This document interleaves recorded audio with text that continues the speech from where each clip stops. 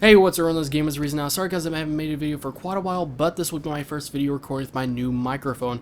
A little reward for you guys for helping me hit around 150 subscribers. Now, in this video, I'm talking about one of those things you've probably been hearing a lot about my thoughts on PS4 and Xbox One, telling you guys what I think, which one I might get, which one I might not get, and just what I think overall.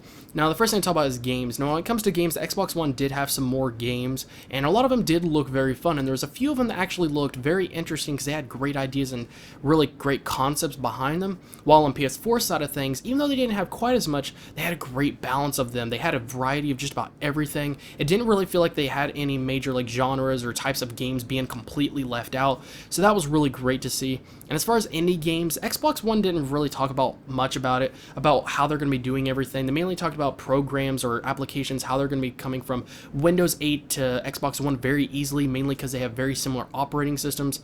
While on the PS4 side of things, they really talked about how it's going to be open source and how easy it is going to be for indie or small-time developers or even tight budget developers to be able to make games and bring it to the PS4 platform, and how there's going to be less hoops to go through and everything, and just how much easier it is going to be.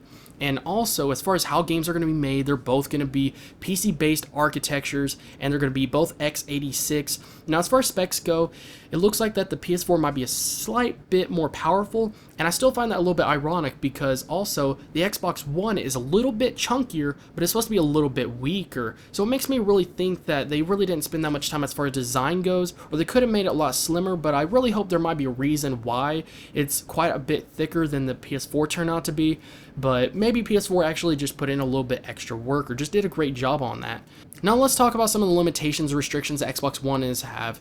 And that is, number one, how you're going to have to connect online once every 24 hours, which is going to suck when your internet goes out, or if you live in an area with bad internet, or if you want to go to a place like a cabin. Now, the other thing is used games. Now, the PS4 is going to be leaving up to the developers, while the Xbox One is actually going to be doing something that's going to be including possibly some fees and making it more restrictive overall. And that upsets a lot of people, and this system just overall to a lot of people really feels like it's a system that you don't even own. It's like you're paying for usage or rent or something. You don't own it, even though you fully paid for it and everything, and that upsets a lot of people.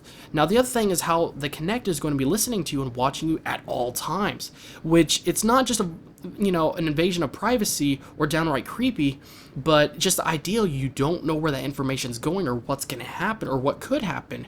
And there's also stuff going on in the background, and there's rumors and stuff about how the NSA might be working with Microsoft to leak information to the government. And on the other hand, the government's also looking to spend hundreds of millions of dollars to find a link between video games and violence. And it's just, I'm not saying all these things are linked, but it's just ironic all this stuff is going on at the same time, and just the possibility of what could possibly happen. Now, they're making it very clear that they're targeting the Xbox One to be an all-in-one entertainment device, and not just for video games, but for other forms of entertainment like television. And it kind of sucks for a few people because some of them actually get a console so then they could play video games and get away from television. And for the PlayStation side of things, they've pretty much said that at the end of the day, it is a gaming console, and that is what people are happy to hear. Even though it has other features and services and social integration, it is a console at the end of the day. And I gotta say, the PS4, after people heard the price point, people were very happy. $399, $100 less than the Xbox One. Now, understand the Xbox One, they're trying to get the Kinect out there, but if it's gonna force the price to be $100 more, I don't really think they're going to get as many customers or people buying it as they would really hope for. And if they would just seriously lower the price and take away all those restrictions, not change them, but completely get rid of them, more people would consider it at the end of the day. But I really think that the PS4 is just going to be a very great all-around system because it has a great variety of games. It does have social integration. It does have a lot of applications and options there, and it has the benefit of Gaikai, so you could stream games through your internet connection instead of having to download them and then play them, and also for, playing older games in the future. And that's going to be really, really great, and it's $100 cheaper only $100 more than the current gen consoles, just a barely any more than the Wii U, and it's $100 less than the Xbox One. Now, I've heard nothing but great things about PlayStation Plus, and I'm happy to see that they're going to be adding more things to make it more worth its money. And a few people might be upset, but on the PlayStation 4, you'll need PlayStation Plus membership in order to play multiplayer, but you'll still be able to access your services, so that way if you paid for Netflix, you'll still be able to access it even if you don't have PlayStation Plus membership. And I'm happy to see, even though you're going to have to pay, I honestly think that they're not going to waste any of the money, and they're going to be putting it to development and just making things better overall. And at the end of the day, right now, what I'm going to be doing, I'm just going to be sticking to PC for now.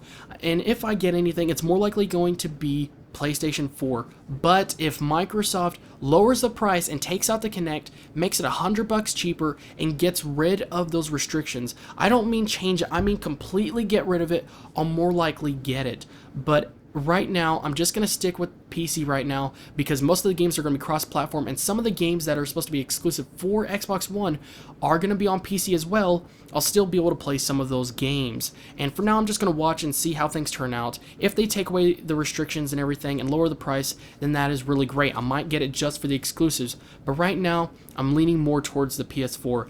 Not just because of the price, but because it's a well-rounded system.